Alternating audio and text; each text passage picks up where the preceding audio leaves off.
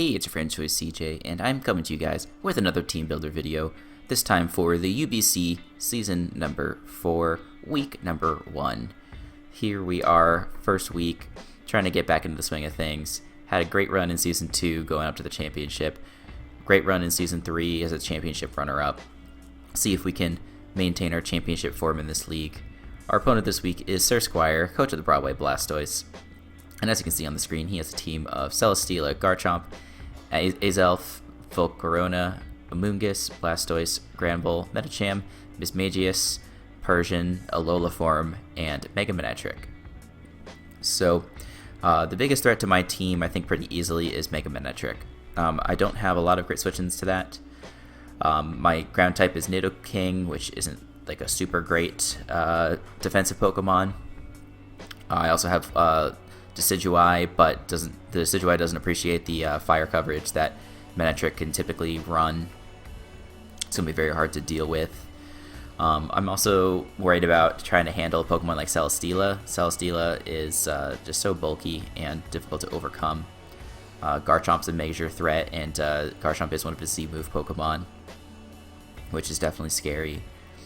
Volcarona, if I'm not careful, can definitely set up and sweep on me, which I would not like to have happen, obviously. And another threatening Pokemon is Medicham. I don't really have great resist for it outside of Mew. Like I have Decidueye, which can dodge the fighting moves, but still takes a ton from a Adamant Choice Band or Adamant Life Orb, Zen Headbutt. So we're going to have to figure out a way to deal with his threats. The nice thing, however, is that we also have a lot of threats that apply a lot of pressure against his team.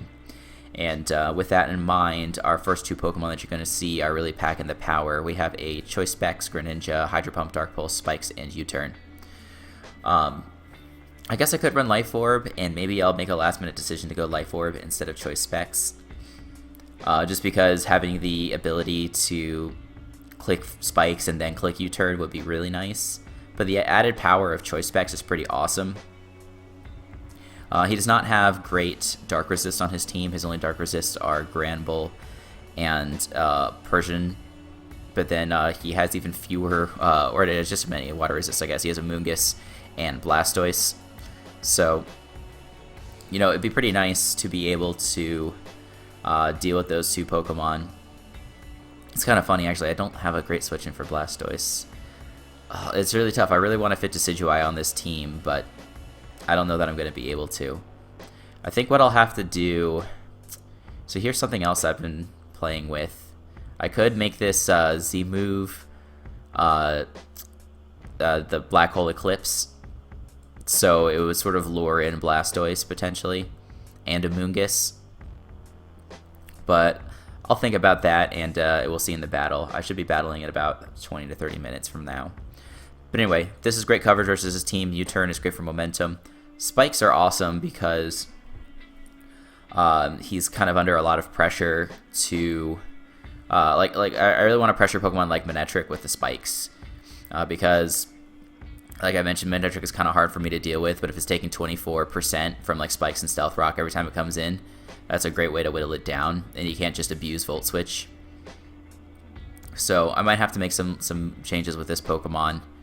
I really have no clue how I'm gonna fit, how I could fit Decidueye on this team.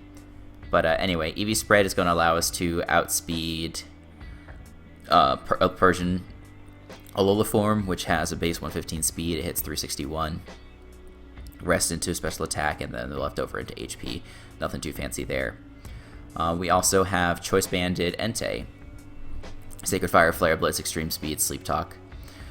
He does not have good switch-ins for this thing, especially Flare Blitz. Like Flare Blitz, even to something like fully defensive Blastoise, does like 45%. So what I would really like to be able to do is have the Blastoise switch in on hazards a couple of times, and then be able to click Flare Blitz twice against it. So like Rocks and Spikes are going to be of the utmost importance in this game. And yeah, that's the set. We have Sleep Talk on here to switch into Amoonguss, and we can just then click Banded Sleep Talk and hit any of our moves. I initially had Toxic on here because Toxic would be nice for like an incoming Garchomp or for an incoming Blastoise or something like that. But I thought Sleep Talk would be better, and if we can land a burn on those things, that's, even though it's not quite as nice, it's almost as nice. Hit Sacred Fire when I can, spam Flare Blitz if I need to 2-hit KO something. And there are a lot of slower Pokemon on his team that this thing can come in against and kind of abuse. So I'm hoping we get the opportunity to do that, and then just literally 2-hit KOs everything that's not named Blastoise. Next up, we do have our Manectric switch in, which is an Assault Vest Nidoking, packing Earthquake, Poison Jab, Thunder Punch, and Sucker Punch. Earthquake, as it's a good hit, good move to hit Manectric, obviously. This always OHKOs Manectrics that have enough speed investment to outspeed Greninja, and then the rest of the speed dumped into HP. Assuming we're not intimidated, but Manectric is not switching in on Nidoking. Like, even a defensive Nidoking, I don't think it's going to switch in on. And then we're never 2-hit KO'd by Hidden Power Ice. I think even from Modest. We can double check. I've got the calcs off screen. Let's make it Modest. And let's check this Nidoking.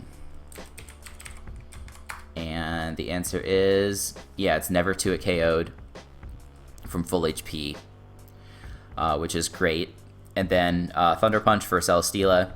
And Sucker Punch, like, the reason I would decide to go physical over special is really just for Sucker Punch, because I want to be able to hit Pokemon like Azelf and Mismagius if I need, because those Pokemon are scary to me. Thankfully I do have Greninja to outspeed either of those options and hit him with super effective moves, but just as a backup, that's nice. And if we need to go for, like, we should just really be able to click Earthquake, but if we're at the range, if Manectric is somehow in the range of HP where Sucker Punch can kill, and we don't have to take a Hidden Power Ice, it'll be good to do that. And then this might also be a decent switch in for, like a Mismagius that's Choice Scarf. Will-O-Wisp Mismagius is kind of, might be a pain to deal with, but we'll see. And this speed investment outspeeds base 80s, and the base 80s on his team, I can't remember off the top of my head. So Medicham is really the only one. So it'll outspeed Medicham. And Poison Jab is just there for good attacking coverage. I guess it also hits Gramble. I don't think Gramble's switching in on most variants of this thing. But anyway, next up we do have Mystique. Knock off Roost Will-O-Wisp U-turn. I hate to use defensive Mew just because it's, kind of wasting its potential.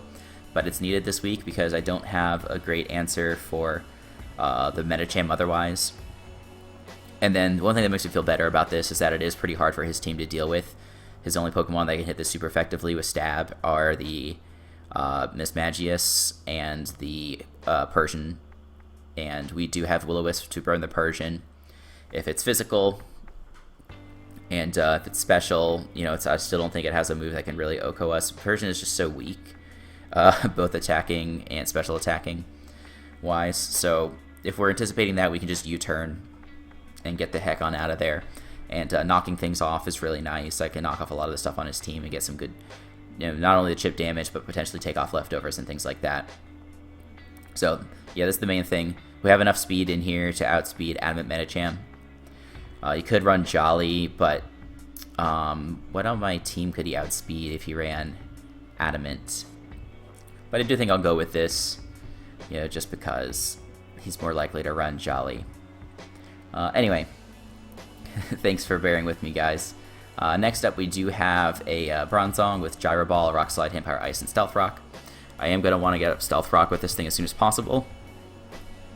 The EV spread is to make sure that we live a +1 Fire Blast from a Modest Life Orb Volcarona with our Aqua Berry, and we put a little attack investment in here to potentially KO back with the Rock Slide.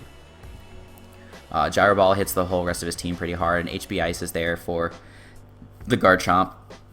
If I were him, I would definitely bring Fire move, Garchomp, Fire Z move, whatever that's called, like something, something Inferno or Volcano or whatever. But we can live that and then hit it back with a Hidden Power Ice and potentially do some good damage. Otherwise, Yeah, this is a good Garchomp check. I wanted to set up Stealth Rocks. It's not really a switch in for Volcarona. You know, like, my team is pretty offensive in general, so I'm thinking that Volcarona is not going to get many chances to set up if he does bring it. But, yeah, that's the main thing. And then last but not least, we do have a Life Orb Nasty Plot Thundurus, Nasty Plot Thunderbolt, Psychic, and Hidden Power Ice. If we can get rid of the Manectric and probably, like, some of his other fast Pokemon, like, we don't have to get rid of, like, the Persian or the Azelf necessarily. But just really just the Manectric is the biggest threat. If we can get rid of that, then I think we can set up one Nasty Plot and pretty much clean up his team. Because Thunderbolt's there for Blastoise, Celesteela, you know, just the, you know, as also as his general coverage move. Psychic hits a Moongus, which otherwise resists the Thunderbolt. Hidden Power Ice is for Garchomp. This can potentially rip through. This is going to outspeed Miss Magius with this investment, and then put the rest into special attack, a little bit into HP. And then we didn't go above 309 because 309 is a Life Orb number. And then we put the rest into defense and special defense. So yeah, I could just bring a Volt Switch set, which would also be pretty good. Because this thing really threatens Garchomp. Like, Garchomp does not want to come in on this, on a Volt Switch. But I thought the setup set would be pretty good. So, you know, we're battling very soon. Like, I don't know how I could possibly fit Decidueye onto this team. I would like to, but, you know, for checking Blastoise and spin blocking Blastoise, also to maybe have a secondary switch in for Manectric, but or even Medicham, but it's gonna be hard to check both of those things while still keeping, like, Stealth Rock on the team. This is the best I can do, and let's hope for the best. I do like that it's very offensive lately, like, in a lot of, like, I tend to fall into a trap where I build teams that are too passive, but this team is definitely not too passive. And I think this draft in general is going to enable me to play very offensive. So anyway, that's going to do it for me. The battle will be going up tomorrow. Hope you guys enjoy it. And when you're checking out that battle, make sure you check out my channel for other gaming and Pokemon content. And until the next time, I will see you all later. Okay, real quick, I just want to let you guys know, so I did end up dropping the Mew for the Decidueye. We were going with Leaf Blade, Spirit Shackle, Sucker Punch, and U-Turn. With enough EVs to live two Flamethrowers after Stealth Rock versus the Mega Manectric. I'm pretty sure that's what this calc says. Yeah, guaranteed 3 KO after rocks. Yeah, that's right. Yeah, that's perfectly right from a Timid. So I want this also because I want to be able to block the Blastoise from spinning. So just wanted to let you guys know that I did go ahead and do this, and you guys are going to see it in the battle, and hopefully it does well. So anyway, thanks, and see you guys later.